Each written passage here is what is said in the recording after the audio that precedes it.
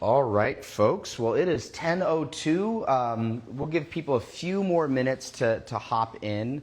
But first, we just had a nice 3-day weekend. Does anyone want to share what they did? Anything fun, exciting?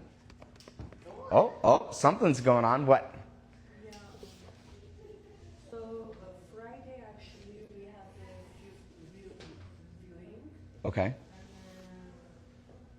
we wrote the offer. And yesterday we got the counter offer. And my client accepted. Really? Yeah. That's amazing. You have a listing? No. You're on the buyer side. Very nice. Ah, Very exciting. that's very exciting. So you opened escrow. No, we didn't open escrow yet. It's just acceptance. Well, Okay. Today we have to answer just answer it. Oh, that is But so he knows exciting. that, it's coming, yeah. All right. Congratulations. All right. Anybody in Zoom land, if you want to mute or unmute yourself rather and share anything with us, we're just sharing anything good that happened over the 3-day weekend. Anything good? Anything exciting? I saw Lilo and Stitch. How was it? Is it good? Oh, it was so good. Okay, I'll go. Really? Bring tissues. Wow. So they nailed the live action remake. Okay. Yeah. That's such a scary like you don't know how it's going to do. Yeah. Oh, that's good. Okay. It was good. Got to spend time with 2 of my grandkids anyway. Love it. How old are they to sit through a movie? They're 9. Okay, got it. Okay. Yeah, are they boys? Twin boy and girl. Oh, wow. All the time. Yes. Only one that needs his hand. Okay, so we got an acceptance and soon to open an escrow. Lilo and Stitch get 2 thumbs up. Okay. Anything else, guys? Anything else that we did this weekend? All right. My parents, they redid their pool. Like they retiled it. They replastered it. So we got to break in the pool yesterday, which was awesome. The irony of it is when we got there, it was like really cold and cloudy, but then it did brighten up after lunch, so that was good. And it's a lot of fun right now because we have a 4-year-old, a 4-year-old, a 2-year-old, and a 1-year-old amongst the grandkids. Wow. Yeah, so a lot of fun. You're definitely on high alert at all times, but yeah, it's good stuff. Okay, anything else, guys? Anything else? Okay. So we've been, you may not realize this is what we've been doing, but we've been going back to basics with some of the classes that we've done. And the last time we had a class, we covered the economic model. Now remember, I'm not that smart. I'm simply teaching you from a book, okay, The Millionaire Real Estate Agent, the MREA book. You'll hear it called the Red Book. You'll hear it called the MREA book. But it is kind of the foundational piece of most all real estate trainings. You can go to another brokerage and you will see it on the bookshelf there. Most everyone has access to it, but like anything, very few people have read the whole thing, and even fewer people have actually implemented it and stuck with it. We are surrounded by the shiny object syndrome in the real estate space. You are the number one target for every lead gen tactic and every CRM and every new tool that's on the market. And it's only $19.99 for this and $29.99 for that. And before you know it, we'll get into the budget model later. But just understand that everything in our world is going to try to pull you away from the basics, the fundamentals. I've coached my whole life. I always used to explain to people, no matter how good a professional baseball player is, come springtime, they're hitting off of a tee. They're hitting off of a tee, which you would think like a little kid, tee-ball. Nope, they go back to the basics. They remind themselves of the fundamentals so that when a 100-mile-an-hour ball is coming, they don't have to think about it, okay? This is all we're doing. So last class, we taught the economic model. Does anybody remember what the economic model was about? It's okay if it is a little misleading. Somebody might think it's about like the economy, like the big economy outside of us, but that's not the case.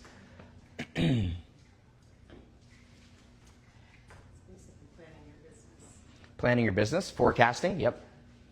That's definitely a way that you can use it, 100%. The economic model is breaking down your business into math. And we always joke, math is math, and you cannot beat math.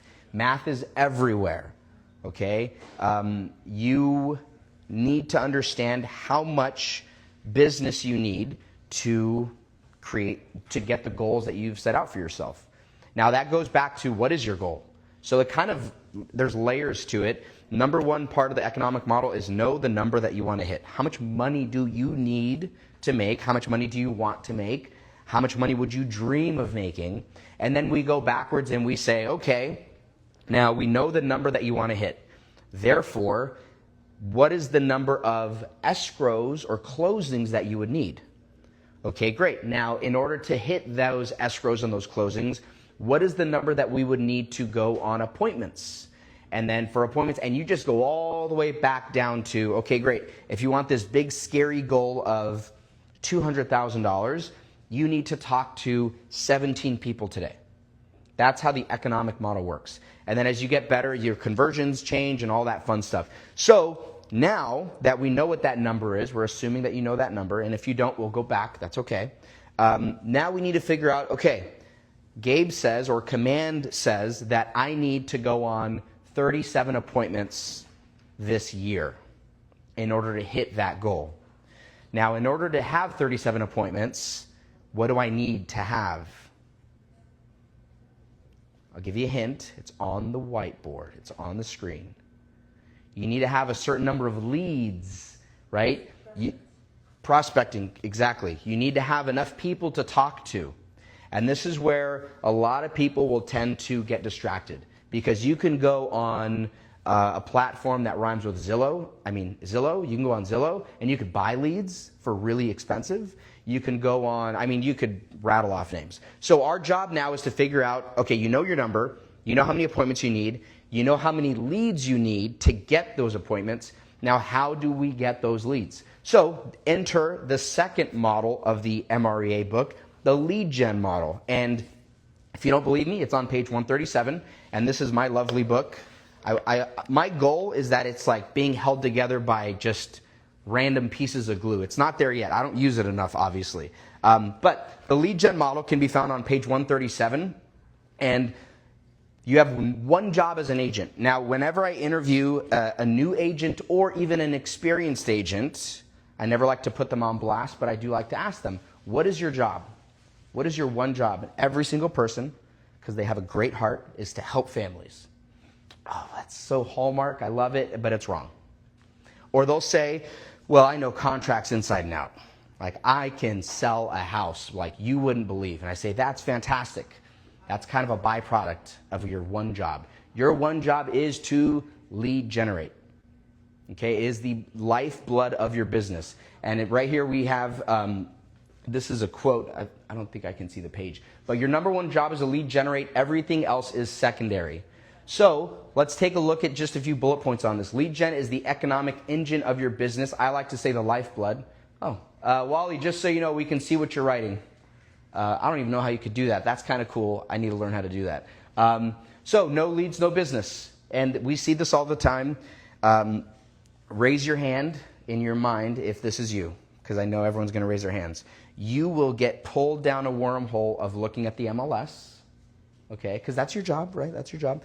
You will get really, really obsessed with what kind of font should I use for this postcard? This isn't really my aesthetic. Is this logo right? The logo's too big. You know what? I'm going to Google or I'm going to chat GPT how I can phrase this better. You will spend an hour on the perfect postcard. And it's because deep down, we are avoiding that one thing that we should be doing, and that is to pick up your phone or to go to coffee or to go to lunch or something that's going to involve lead generating. Okay, somebody else said it best. They said, these are income-producing activities. And then I remember asking, so what about showing a house? And that agent said, that is actually not income generating. You already have that lead, you're working with them, great. But to generate more income is to go out and get more people to talk to. And that kind of flipped my world upside down because I thought that was the busy. Like, I'm researching, I'm knowing the market, I'm looking at the MLS. That's not generating any income, okay? So, millionaire real estate agents treat lead gen like a daily appointment. So the question is, let me make sure it's not on the second slide. It's not. So the question is, do we have an appointment with our daily lead gen? And asked another way, if somebody were to look at your calendar, would there be a lead gen time block on your calendar? Marianne's going to check. You can definitely check. Now, just remember, this is one of the bold laws, or I don't know if it's if it made the cut because the bold laws changed. If it's not on your calendar, it doesn't exist. If you're not a big calendar person, maybe you're like a really type B person, you're gonna need to get a little bit more type A when it comes to this. To just say, I'm married to a type B person, so I get it. To just say like, well, I know at some point I need to make 15 calls or have 10 conversations, but I'll get it done. Like, I will find a time to do it. You will 100% not find a time to do it. And if you do, you're probably not going to do that Monday through Friday. You might do it on a Monday because you're motivated, you're rested, you're ready to go. You might do it on a Friday because as soon as I get these calls done, I'm going to happy hour. But the Tuesday through Thursday, the mundane, it's really hard to do that. Okay? So the question is, are you treating your daily lead gen like an appointment? And I would challenge people to start time blocking your lead gen. Okay? I don't have this, it's on my notes somewhere, but they did a study on people, and this was it was an experimental study for like exercise. And they had people that were not educated, no plan, and their job was to lose X number of pounds. And it was a very small percentage because they just said like, yeah, I'll do it. No plan, nothing in place. The second group was educated on how to lose the weight, how to exercise, how to do these things. They had almost just as bad of a turnout as the first group. The third group had a plan, and they had to decide when and where they were going to do their activity. They tripled the results of the other two groups, which tells us it's not an education issue. This isn't I don't know how to lead gen. It is a commitment issue to, on Mondays, Wednesdays, and Fridays, from 9 to 11, you cannot reach me because I am making my calls. And because I'm not a robot, Tuesdays and Thursdays, I can't do it at that time. So from 2 to 4, you cannot reach me because I'm doing my lead gen. But the point is that it's some block on your calendar that moves every single day. Okay, but it's there. And it makes it so you can't even book a calendar on it. Or I'm sorry, you can't even book an appointment on your calendar because that's blocked off. Okay? So my challenge for everybody in Zoom land and in here, we have 15 people on Zoom. Wow. My challenge for everybody is, I'm a realist. Okay, I'm not saying to do this Monday through Friday right now, day one. I would love for you to do it, but I also want you to succeed. So do 3 days. Can you time block 3 days a week? Monday, Wednesday, Friday is just really easy for me, for my little lizard brain. But if it's a Monday, Wednesday, Thursday, but I want you to put that on your calendar. Google Calendar makes it really easy. You could say, I'll use 10 to 12, and I want you to repeat this on Mondays, Tuesdays, and Thursdays indefinitely. And now you're in. You truly, if somebody says, do you want to grab coffee? Yeah, sure, let me take a look. Oh, can't do that. Can you do a late lunch? And you'll suddenly start moving things around that time block, okay? So that'd be your first job, your number one job is to lead generate and to treat it like a daily appointment. I think that was kind of an aha for me, this is an appointment with myself, okay? This is top of mind right now. We're dealing with dentist appointments in our family, and we're like moving it, trying to figure this out, but it's not going away. Like, we have to figure out the dentist appointment. We can't just say we're not going to go for a year, right, with the kids and all that stuff. Treat it like that. Yes, I have to move it, but I can't not do it. I just have to figure out how I can do other things, okay? Any questions on that, guys? Are we treating it like a daily, like an appointment? Okay, now your database. Now we've talked about this before. This is a KW stat, but 201 people in your database seems to be the magic number. As soon as you have 201 people in your database, you have a way bigger chance of capping, whatever that means for you. For our office, I always like to use really round and simple numbers, okay? I always tell people if you're on a 70-30 split and you make $100,000, 70 to you, 30 to the office, you're capped. That is about what 201 contacts in your database would look like. Now, not all contacts are created equally, and let's talk about that. And this is in the lead gen model. Mets versus haven't mets. I think it's self-explanatory, but it does help to kind of dive in a little bit. You're going to have different strategies for them. So let's talk about that. Do we know the difference between a met and a haven't met?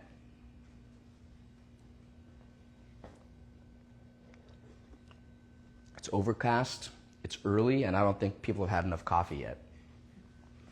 Anyone? The difference between a met and a haven't met? I mean, every strategy you look at, I don't know. You're right, I haven't had my coffee. Different strategies, same goal. Well, my question is the very first one, met versus a haven't met in your database. What is the difference between those? Meeting them in person or meeting that goal? With the person, the relationship. Okay, that's hard. Okay. Yeah, so a met is somebody that you've met, okay? I even don't like that. I like to be more specific with it. If I've had a conversation with them, I will call that a met, okay? I haven't met, so how do we end up with haven't mets? I always thought that was kind of strange, to be honest. Through referrals, right? Referrals. Referrals? Okay. I suppose you could say that, although it should be a met fairly quickly, right? If somebody says like, hey, my cousin wants to sell their house, yes, that's a haven't met, but I'm trying to met that person as quickly as I possibly can, right? Before they're done with their sentence, that person's becoming a met. So yes, to answer that, that's a yes, but what are some other haven't mets? People in your farm area? Ah, there it is. That's exactly what I was looking for. People in your farm area, okay? I know this is going to sound kind of weird, but like you know them, they don't know you, right? You know where they live, you know their neighborhood, but they don't know that you exist yet. So now your job is to figure out how they can turn into a met.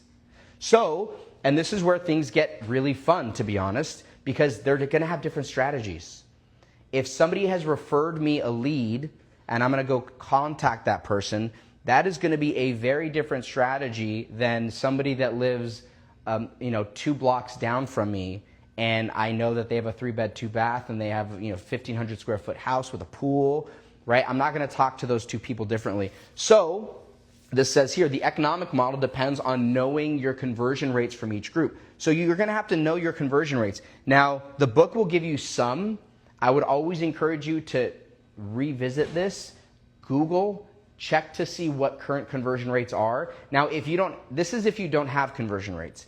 Eventually, we would love for you to have your own conversion rates. We would love for you to say, for every 19 appointments, or let me see, for every 20 phone calls I make, I have 3 good conversations. For every 10 good conversations I have, I get a referral. That is somebody that knows their conversion rates. And I don't think that's too much of a stretch, to be honest. I don't know if that's anybody's, but that would be pretty decent. If I sat down with somebody and they told me that, I would be ecstatic, because I would say, well, we can figure out your economic model really easy if you know that those are your conversion rates. Now, just to give you a rough estimate. So the Red Book, as referenced, the Red Book, says that for every 50 people in your farm, okay, so let's say you have a farm of 50 people. It's a very small farm, but I think that's actually a smart way to go. 50 people in your farm, if you market to them once a month for a year, you will get 1 piece of business from that. Now, do you see how simple the economic model with that becomes? Well, if I get a farm of 100 people, and this is the operating term, and I market to them consistently for once a month for a year, then I will get 2 pieces of business from that. Now, this is where people will fall off because they'll say, oh, then I want a farm of 500. Give me a farm of 500 and I'm going to get so much business from them. They market to them once because they're fired up. Then the second one, they barely get it out in time because they kind of forgot and they never do it again. Right? I've done it. I think a lot of people have done that. And I always encourage people start small for 2 reasons. We're going to get to the next model, which is the budget model. But also you want to track your conversion rates. Your conversion rates might be better, right? Because there's a lot of factors to that. If I'm not having great success with my haven't mets, if I sit down with somebody and they have a farm of 150 people and they've been marketing to them for 2 years and they've gotten no business, one of 2 things is wrong. Either just the general area, we need to figure out where they need to go instead, or what is their marketing looking like? Is there a call to action? Is there a QR code? What does that look like? Because now we can play with that. Okay? So let's read this. Let me move this because this is going to drive me crazy. I think I can put it. Oh, there we go. That was nice. Okay. Build a database, feed it every day, communicate it in a systematic way, and service all the leads that come your way. So that is called the 4 laws of the database, and that is found within the lead gen model. Okay? Now, the 4 laws of the database could have warranted their own slide, but I want to talk about them. First is have a database. You would be shocked, and you might be in this room or on Zoom, and you might be agreeing with me that this might be you. I cannot tell you how many people do not have a database. Their database is all up here, baby. It's all up here, right? They'll have an Excel sheet. They'll actually have an email list. They'll have their phone book on their phone. They'll have a Facebook group of people. I mean, they'll have 4 or 5 different databases. Your challenge is to ignore all those shiny things, have one database. Okay? Now, the second law is feed it every day. What does that mean? This means 2 things, and I used to only think of this as one way. I used to think that feeding your database every day meant you add more people to the database. Right? That's kind of common. I think most people would think that way. What's that? Yeah. Feed it every day. Now, you're not wrong in thinking that. I used to think that all the time. Until I sat in on a class and somebody said, it's not just adding people to your database. And my ears kind of perked up. And they said, it's adding information to your database. Right? So I've always kind of ranked my database, and actually Command, I'm doing a live so people just know this is about Keller Williams in this specific instance. Command will give you a database health score, and it will give you a contact health score.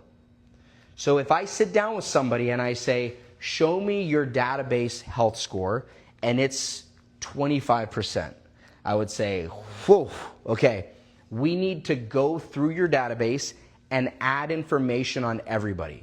And this turns into a little bit of a fun game. It's, okay, we can take a look at your contact list. You have 50 people at a health score of 10%, which means you barely even have their name. Maybe you have an email or a phone number. So the game is, I want you to go through these 50 people, and I want you to try to get their health scores up.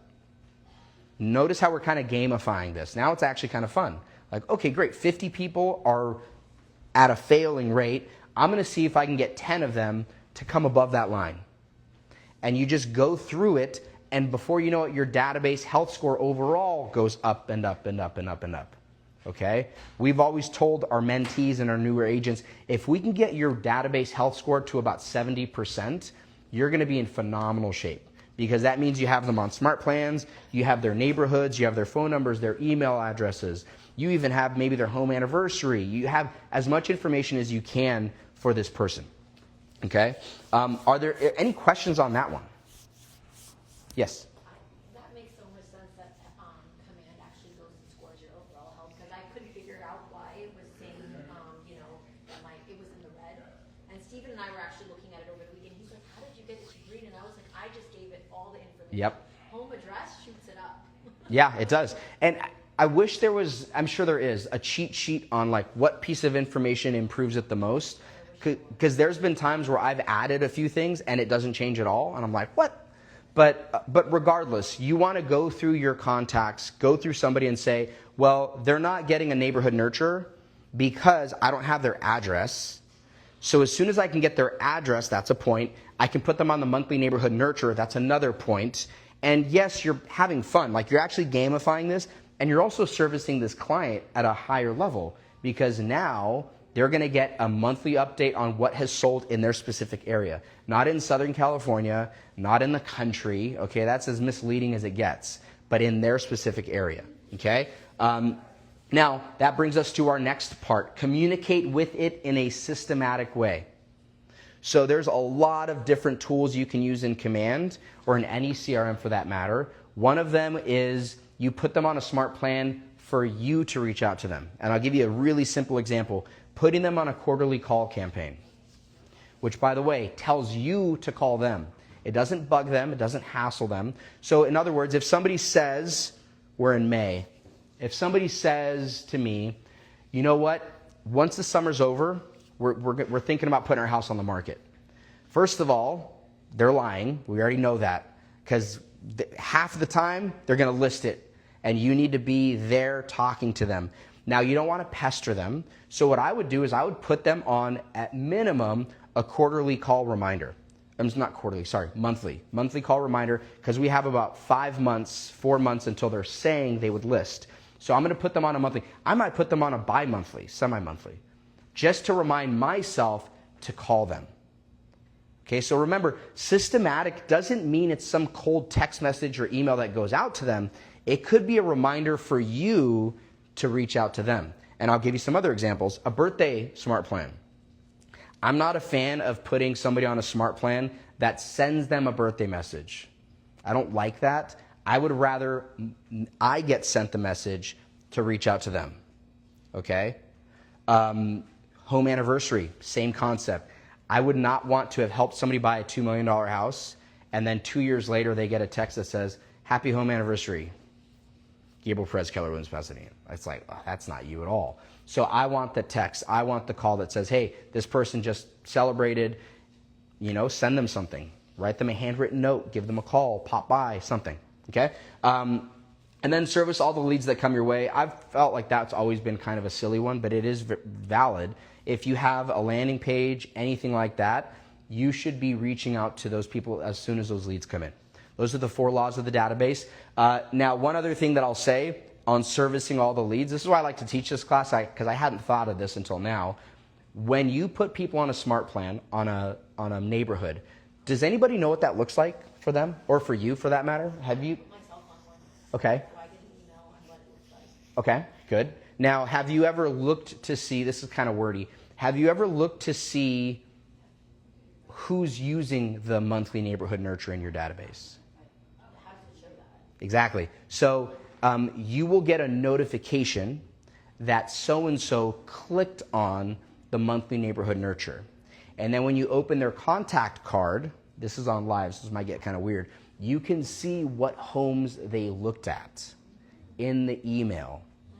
Okay? So I would honestly categorize that under servicing all the leads as they come your way, because you have somebody that you went to college with, and they said, oh yeah, no, put me on something. I'm here to support you, whatever. And then suddenly they're starting to click through. It is your job to reach out to that person in a tasteful way. Please don't say, hey, at 3 a.m. I saw that you were looking at some homes with a pool. You got some questions for me? But be timely, right? Hey, just, a few other homes went on the market just recently. I know we talked about it. What questions do you have for me? What's changed? Just anything, just to get the conversation going. Because 9 times out of 10, like, oh, actually, yeah, we were kind of thinking of something, So yeah, I would categorize that. I might put that in my notes. Categorize that under service the leads as they come in. As soon as you see something happening, reach out to them. Okay? Any other questions? So this is all under the database, and I know it kind of balloons out, but there are 4 laws of the database. Have a database, feed it every day. Now we talked about how you can do that. Add people or add information. Communicate it in a systematic way. That means you can reach out to them systematically, or you can have your system remind you to reach out to them. And then service the leads as they come in. This could be a new lead, or it could be a lead that's active in your database that unless you have a smart plan in place, you won't know that, right? So this is why we want to have those smart plans in place. Okay? Any other questions before we move on? All right, just unmute yourself if you have any questions. Okay, so the right tools the right way.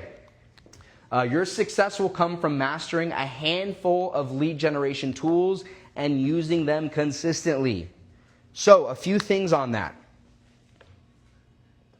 I believe, and I wish I had the graphic, every family reunion or mega camp, they'll put slides up that kind of shows the state of the industry. And they'll always show things like the number of people that say they'll use the same agent and then actually use it. Like, we all know that graph, and it's really depressing because everyone says they will, but then they don't because we don't keep in touch. But there's another slide that shows the number of lead sources that top agents actually use.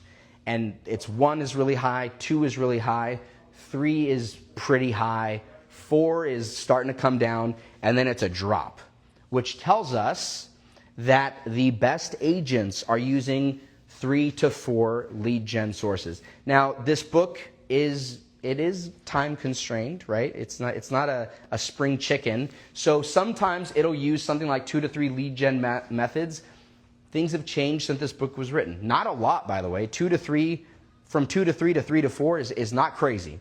But the point is, if you're that person that says, yeah, I do client events, I do cold calls, I do expireds, I do open houses, I do door knocking, I do Zillow leads, I do Google paid ads, you're losing something there. That's a lot.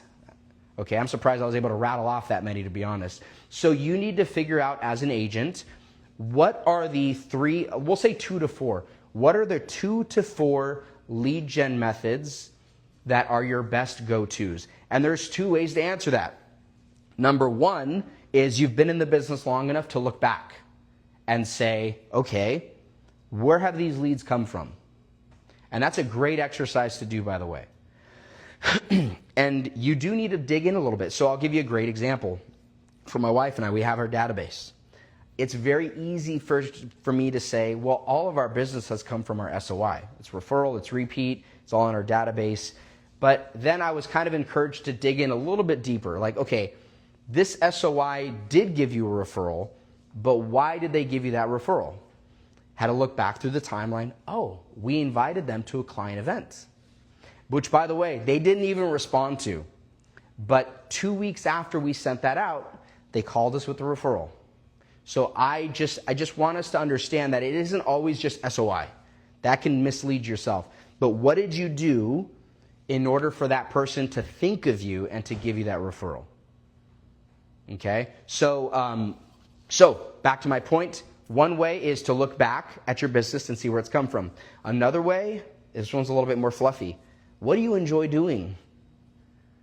Okay? If you don't enjoy doing something, there's a fine line. You're not going to do it.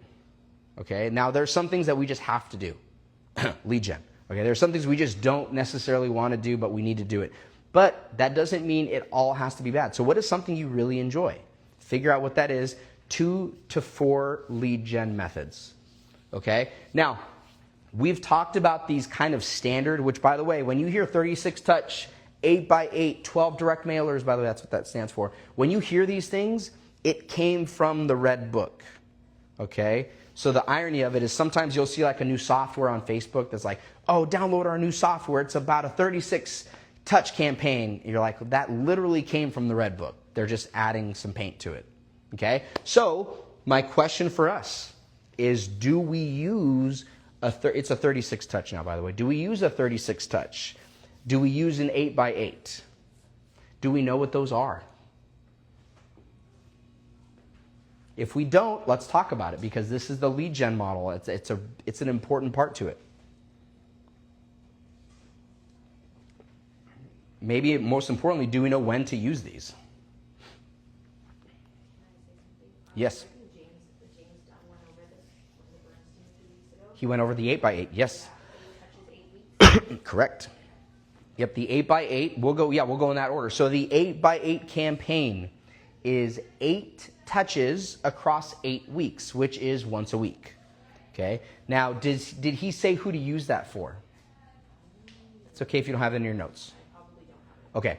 So the 8x8 is meant for somebody that you just met. I'll give you the easiest example is an open house. Okay. They see you in the professional light. They're not working with you. And we also know in a really depressing way, they are going to forget about you in the next hour. As soon as they get their venti Starbucks on that Saturday, you're gone. Okay? So your job is to reach out to them once a week for 8 weeks.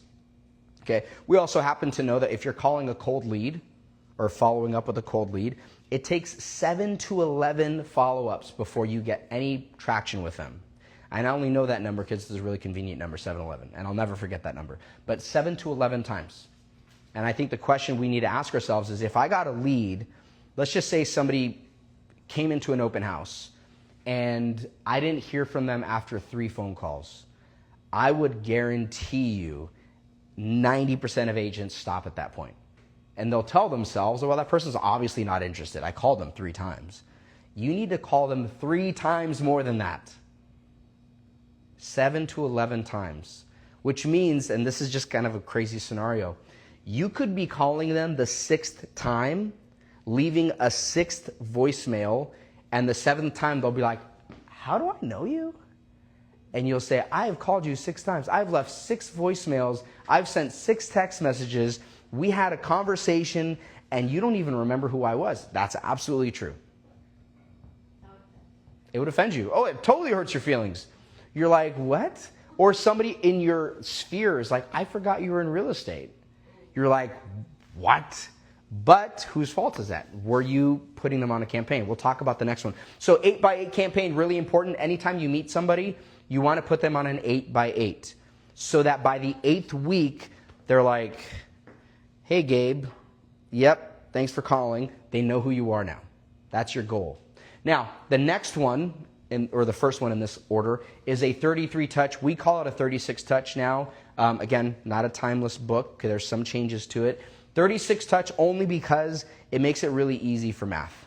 Okay, 33 touch, I never liked that number. It didn't make sense. So this one is 3 touches a month forever. That's the idea of a 36 touch. The 36 touch is kind of like your base layer of prospecting to your database. Everybody should be on some type of a 36 touch campaign. The only reason that they are not is if they're in a contract with you. Obviously, you're not going to keep doing that with them while they're in escrow, or if they're still on the 8x8 because you just met them. But the idea is, I just meet you at an open house, or I meet you at a Starbucks, or I meet you somewhere. I put you on an 8x8, which, by the way, they don't know they're on an 8x8. You're just conveniently checking in once a week for 8 weeks. Once you're done with the 8x8, technically they now remember you. That's the idea. Now you put them on a 36 touch, so that when you're reaching out every once in a while, they actually remember who you are. Okay? And then the 12 direct, I feel like it should be a different category. That's if you're doing mailers. 12 direct, direct to the door. That's what direct means. And that's like the door knocking. Or if you were really adamant about, this is my farm, I just closed an escrow here, you would absolutely do a 12 direct, just sold, market updates, something like that. Okay? But this is the systematic way to follow up with your database. Okay? I was just going to say something that I borrowed from somebody else who is no longer with us, actually. For the 8x8, when you first meet somebody at an open house, they're probably going to other open houses that day. They can't remember what realtor was with which house. Send them a video of you, because it just kind of, there's facial recognition. Yeah. Yeah, absolutely. That's a really good idea. It's actually more personable than even like texting. Yeah. Not, or even call. Yeah. Yeah. Yeah. And believe me, I hate doing videos. I don't know anything. Print or video or Good idea. Yeah. I just reached out to someone today. Anyways, okay. Yeah. So feedback we've gotten is that sometimes the people on Zoom can't hear. So Marianne gave really good insight on Using the scenario of you meet somebody at an open house, a great first touch, because they're probably going to one of 5 open houses that day before they go to grab lunch and then forget about you, is you send them a video message thanking them for stopping by, great to meet you, and anything pertinent that they mentioned, you mentioned there. Honestly, nowadays, anything to make it not look like AI, to be totally honest. Because there is AI that will make your mouth say the name as a merge tag. Yeah, it's really hard to detect, to be honest. Yeah, yep. Thank you. That's a really good one. Another little wrinkle that I do is I have a digital business card, which, by the way, is just a screenshot of your business card. Try to make it tasteful. But a lot of times when I text somebody, I'll add that to the text. So they remember that who you are, they remember the face, all that fun stuff. Yeah, because sometimes they don't remember the face. Just like yeah, absolutely. Yeah. Okay. Let me see. And let's read the quote from the book here. Your success will come from mastering a handful of lead generation tools and using them consistently. I mean, I've always compared real estate to kind of the fitness space, in that if you just eat your vegetables, do squat, like, you don't need the fancy stuff, and real estate is no different. If you committed to 3 lead gen techniques, you mastered them, you put everybody on an 8x8 and a 36 touch, your budget, your life, your income would be unrecognizable in a year. And that's the battle. The battle is, can you stick with the fundamentals when everybody's going a different direction, when you're getting pulled every direction? Can you do that? And I think that's always going to be the question. Can you do it? Okay. Okay. Let's keep going. Invest time before you spend money. This is actually a beautiful bridge to the next one, which is going to be, it's not today, it's going to be the budget model. Okay. But invest time before you spend money. Just spoke to somebody, I don't know, this was maybe a week or so ago, and they were asking me, what do you think about buying leads? I was going to ask you that. Good. Maybe I'm talking about you, but I knew it was coming. I know, yeah, I'm just kidding. But this was a newer agent. The ink was still wet on their license. And I just said, before you do that, I think it's an 85% likelihood that your first deal is going to come from somebody you already know. And that number probably has changed in some way or another, but the idea is your business is already in your phone. It's already there. Don't spend money yet, okay?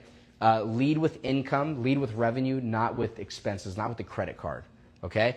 So time block 3 hours a day. Your lead gen budget grows with your business. So I love that analogy. So the idea is your budget can only grow if your business grows, okay?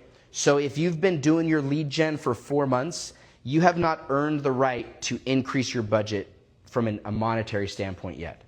Only when you close your first deal can you now sit with your mentor or your coach or whomever and say, okay, I have a check for $100. How much should go to here? How much should go to there? And now you can strategize it. I would still try to keep expenses bare bones. I'd want to get somebody in the profit as much as possible before they start playing with any type of expenses. Leverage free before paid calls, open houses, and networking. That kind of touches on the same concept. Open houses, aside from maybe the gas and if you put out bottles of water, open houses are pretty close to free 99. Okay? Calls to your people, not paid leads, are free. And then networking. That one might cost some money, right? Maybe you take somebody to lunch, maybe you put a little something on, but for the most part, you could keep your expenses really, really low and do very well in this business. Okay? And then time block 3 hours a day. Again, I'm on the other side of the extreme. I want people to get the breadcrumbs first. I want people to do lead gen as often as they possibly can. And I want them to commit to it first. So in other words, I don't want somebody to say, I'm going to do lead gen from 9 to 12 every single day, Saturdays and Sundays. I would honestly pull that person back a bit and say, okay, give me 3 to 4 days. Like, let's commit to these, get this at 100% success, and then we'll add to that. That's my approach. It's always been my approach. But the Red Book says 3 hours a day. Time blocked, not just theoretical. Okay, put it on your calendar. And then let's see, lead generation should be your first and most important investment of time each day. So again, if you're a weekly calendar person, like you sit down on Sunday night to look at your calendar for the week, the first thing you write in should be lead gen. Fill it in, and then everything else can find its own space. Those are your big rocks. Okay? Any questions on that, guys? All right. I think it's the last slide. Yep. Consistency over time wins. Build habits, not sprints. Track numbers, measure results. Okay. So this one's, personally, if you looked at my KPA, this is not my strong point. Okay. I am go, go, go. If you make me stop and track numbers and do that, I do not like that. But that's why you get a coach, because I have somebody that makes me do that kind of thing. But you want to be able to track things. And the reason for that, and I actually recently saw this on something, Facebook or Instagram. Somebody said, if you knew that your next commission check was 20 no's away, how fast would you get through those no's? And you would pretty fast. You'd be like, well, how fast can I start? Like, what time can I start my calls? And it's just a true statement. And that's the beauty of conversion rates, by the way. Because eventually, and by the way, in Command, it gives you suggested conversion rates, which I love. Eventually, you can go in and edit your own. For now, just use theirs. But you can start to say, like, man, this has been a rough quarter. But I can see on my dashboard, on my reports, on my conversions, that for every 12 appointments, I get a listing. Hopefully it's better than that, okay? For every 6 appointments, I get a listing. And I'm at 4 appointments so far. If I get 2 more appointments, I'm going to get a closing. So it can reverse. You can look back and look at your conversion rates, and it can give you motivation over the moving forward, okay? And that's only possible if you're tracking your numbers. I would never put anybody on blast, but I would love for an experienced agent to walk by and for me to just say, hey, what are your conversion rates? And the truth of the matter is most agents would not want to answer that question, because most agents, even if they've known it in the past, probably don't keep it up to date. Okay? And then lead gen equals freedom, predictability, and profitability. I think we kind of covered that part, but I do want to kind of talk about this part. And again, I'm a little against the grain on this stance. I think it's 85% of every agent is now a dual career. I mean, it's a huge number. So most agents nowadays have something else. Now, whether that's a side gig, whether it's a career, doesn't matter. But in other words, they have something else going on. When I sit down with an agent, I always tell them, if you could give real estate 3 hours a day, you would be doing better than a full-time.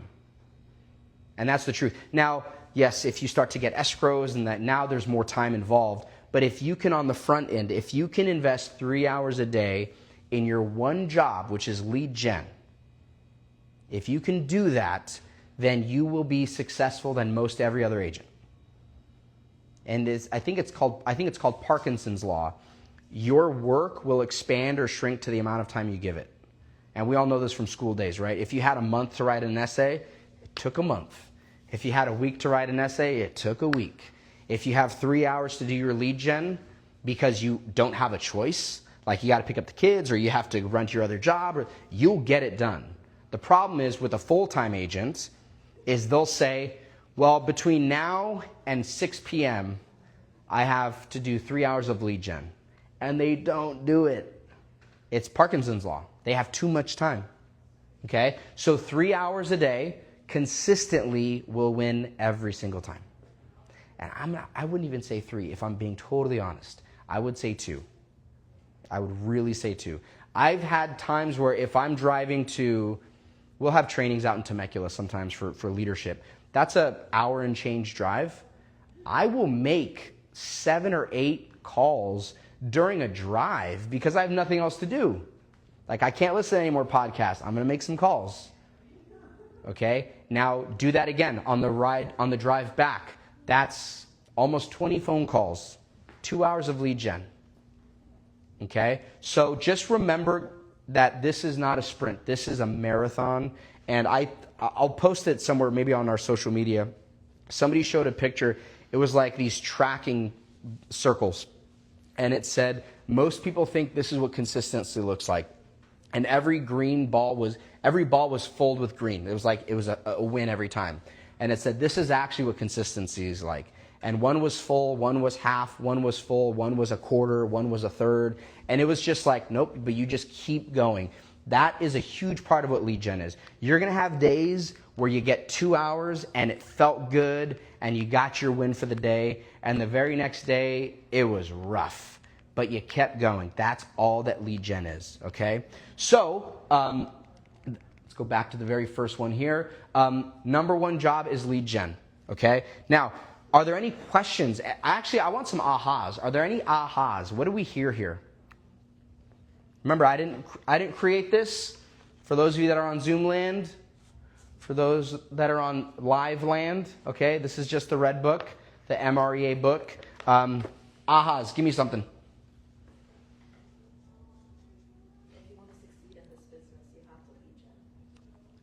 If you want to succeed at this business, you have to lead gen. Absolutely.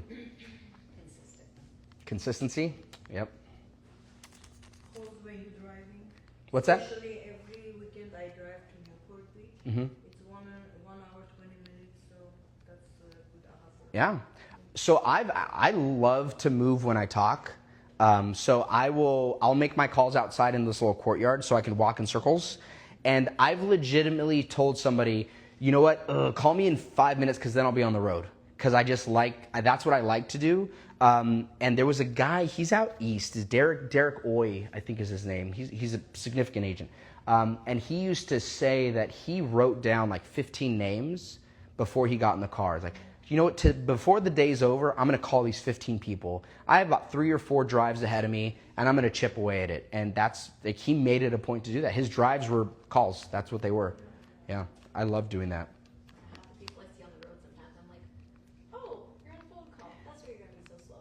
Yeah.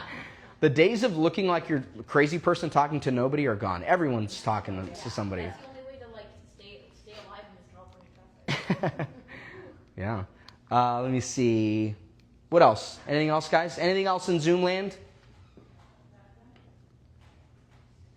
So the next model that we're going to be teaching is, I should have had it pulled up, is the budget model, okay? So the models in the MREA book are the economic model, which is know your numbers, right? We need to know where you're going. We need to know how many appointments it's going to take to get there.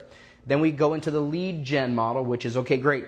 This is a great math equation. Now, how do we feed the leads in order to actually do this? Next, we'll have the budget model, which is, okay, great. We have the leads. We're running this machine. Now, when can we start spending money to make it keep going?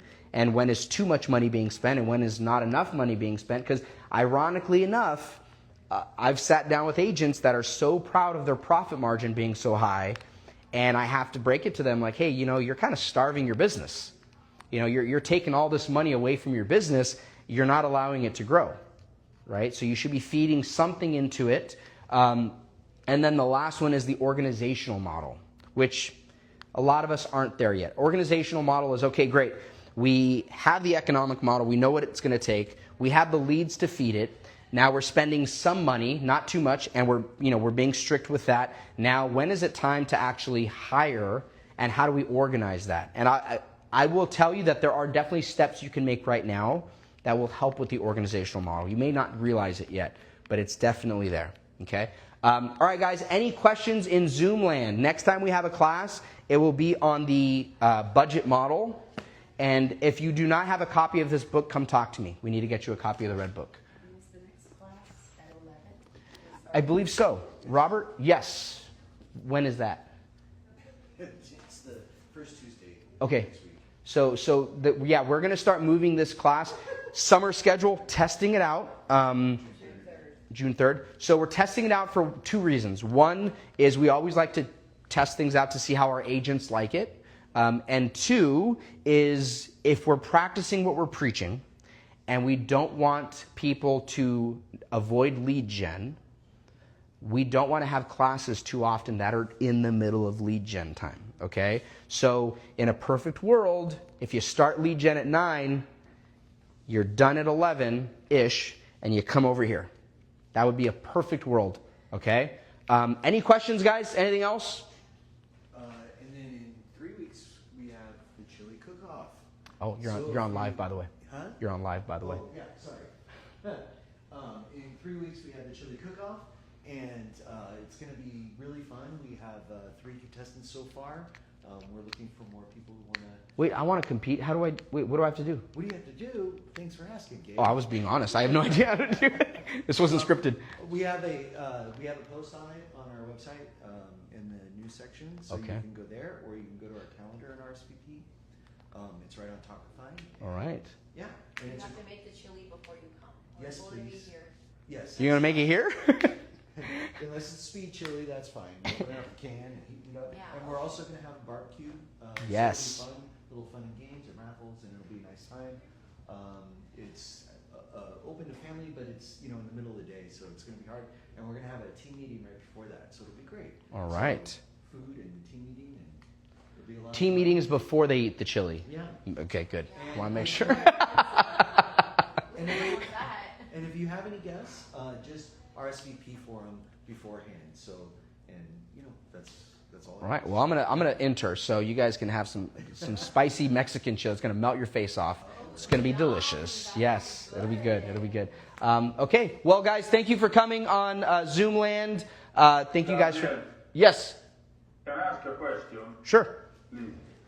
I don't like these things of calling people once a week. I mean, it's not genuine, I think. I hear my dad once a week, so I don't know. Oh, are you talking about the 8x8? Yeah. Okay. Yeah. I mean, maybe it's something we need to talk in a different environment another time. But you know what I mean? It doesn't sound genuine to keep spamming people like that. Claude, are you aware that you are on week 4 of my 8x8? Yeah, I mean, you're great. I'm learning from you. Well, look, let me I'm here. let me tell you. So week 1 we met in person, correct? Yeah. And then after that we did a call, and then we sent you an email, and then the other day you sent me a WhatsApp message. Yeah, but I'm learning from you. I mean, you're giving me a lot of value. What value can I give people? I mean, what should I tell them? Well, the first one is the face-to-face, right? I mean, that's kind of the given. So week 1 is almost always taken care of. Week 2, now it depends on the conversation. If they were interested in buying, if they were interested in selling, were they interested in a certain area? So you can send them a text with that information. You could call them with that information. You can email them with that information. And then the next week, it could be yet another item of real estate news. It could be mortgage interest rates. So the purpose of the reaching out isn't that it's always a call. I don't think you should call people 8 times in 8 weeks. Personally, I don't think you should do that. I think there's a lot of different ways that you reach out to them. There's emails, there's calls. As Marianne said, there's video messages. Now, what you send to them, that one is a little bit more difficult. You're going to say thank you for meeting them. You're going to call to see how things are going, how the rest of the open houses went. You can give them updates on the market. I mean, there's actually a lot of things you can do, Claude. I think the trick is having it set up already. What are the 8 things that you would like to do before you actually have to do it? If that makes sense. And there's several sample 8x8 plans that you can just... Yeah, so in Command, there is an 8x8 that you can look at. There's a few 8x8s. You can download it. It doesn't mean you have to use it exactly, but it'll definitely jog your mind a little bit. But my point is, you should have this figured out in advance. So do some time thinking about that. Think of, well, the first call is going to be, how did the rest of the home searches go? Maybe that takes us to week 2. Week 3 could be, I wanted to send you a list of homes that I think you might be interested in.